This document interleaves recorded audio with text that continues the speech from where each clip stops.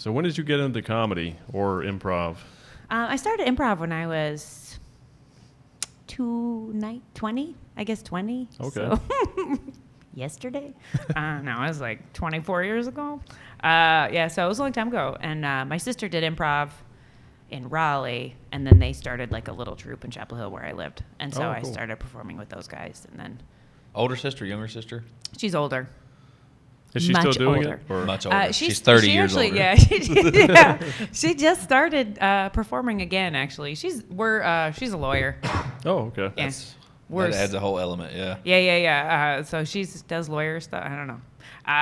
It sounds not very exciting. Yeah. It doesn't sound exciting. No, it's not. I was like, why would you go to school this long for anything? Like, we're not the same. Yeah. And so, but she just started performing again in Milwaukee. She lives in Milwaukee. Okay. And I think that we, I don't think we are very similar with comedy, but we sound alike, I think. So, that's funny. especially when we're together, it's the same voice. Yeah. Is that where you're from originally, Milwaukee? My family's from Wisconsin. Okay. So, yeah, my dad lives in Milwaukee now. I was going to say, I can hear the Wisconsin. Wisconsin. Yeah. When I say Wisconsin, that. yeah. Yeah. I like it. It's more mild now, though. Yeah, Keep I it. grew up down here. but I grew up in Chapel Hill, so there's not much No of an accent. accent there. There's a little one, but Yeah. it's not. Yeah. Still pretty neutral. Yeah. Like Yeah. Raleigh and Durham, it's pretty neutral. Yeah, and there's enough people, even the people that have lived there for a long time. There's enough transplants that it sort of all mushes together. Right. Yeah. Yeah. If you'd have came to Randolph County, it'd been a different story. Oh, yeah. Yeah, So- Asheboro. Randolph. Randolph. Yeah. Well, you're from there. You don't have much of an accent. No, I try not to be. And I'm from there, and I've worked really hard on neutralizing that accent. Yeah, I like it. I mean, I like Southern accents. I think and you know what? I got a charming. lot of Didn't used to be. Yeah. It used to be like Yeah. barely English. yeah, I got a And lot now- of southern. I got a lot of southern roots. A lot of our family lives like in the Blue Ridge Mountains, and came in like Deep Gap and Lenore and all North Carolina and the mountains in Virginia as well. And Real country. yeah, and Yeah. it's people are gonna watch this and be upset, but sometimes they sound ignorant.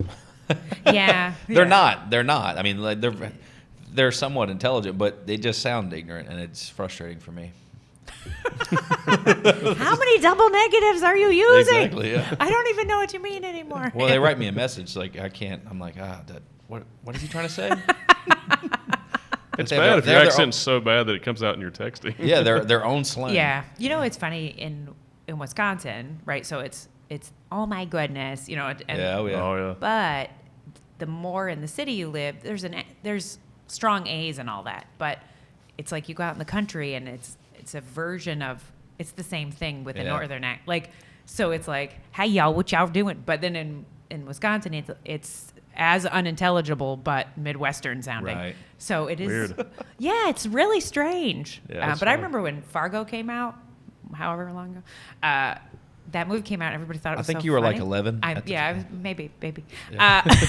But it came out and everybody's like, isn't this so hilarious? And I was like, no, that's what people sound like. That's a real voice. Why is it That's funny to funny. you? Yeah. That's just what people sound like. That's funny. Wisconsin has a really specific accent too. I think so, It's yeah. very clear. It's all the but it cheese. has a certain sound to it. Well, I mean, people always guess Wisconsin when they hear me, and they Yeah. don't usually get. Sometimes I'll get Minnesota or Michigan, but not very often. Yours sounds more neutral now, though. Like I think it's since pretty you've neutral. Been here so Yeah. long, I guess. But I have some friends or some guys I know from Wisconsin. A friend and another guy, but they both have very distinct accents. Yeah, and my mom, when I do her voice, I think it's a pretty significant difference. Yeah.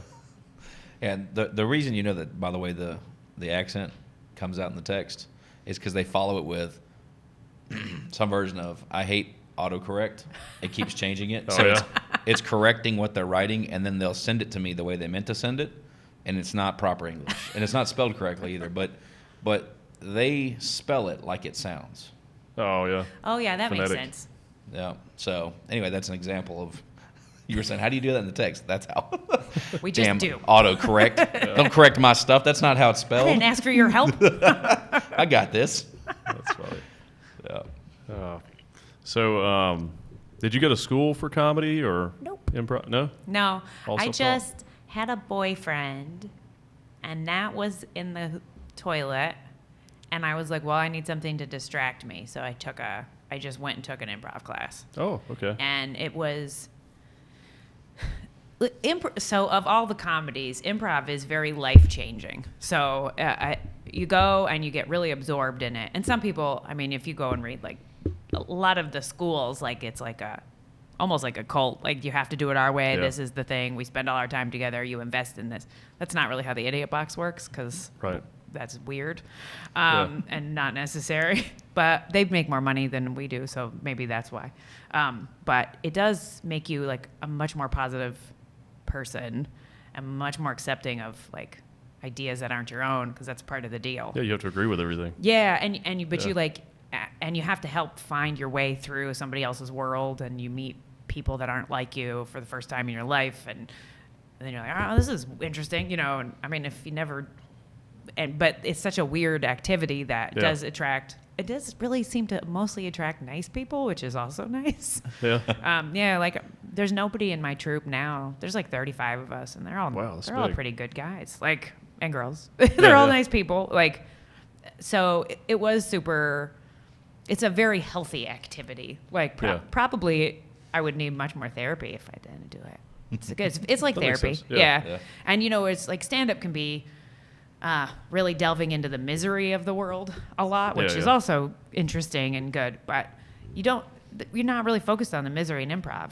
It's all about finding the next fun thing. It's all Yeah. about, so it is super healthy. It helps you deal with your kids. They use improv to deal with dementia patients now. Interesting.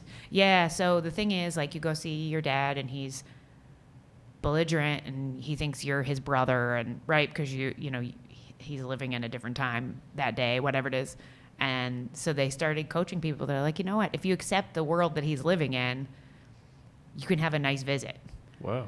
And Interesting. he doesn't get angry. So, like, a lot of there's a bunch of studies. It's actually really cool. So you go in and you visit and you Yeah. have this nice chat, and it was an okay experience versus you crying every time you go to leave. Right.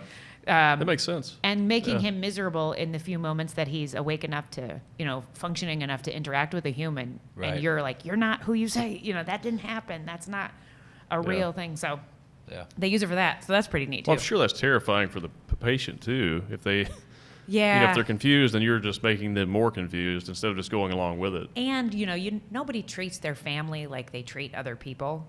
So Right.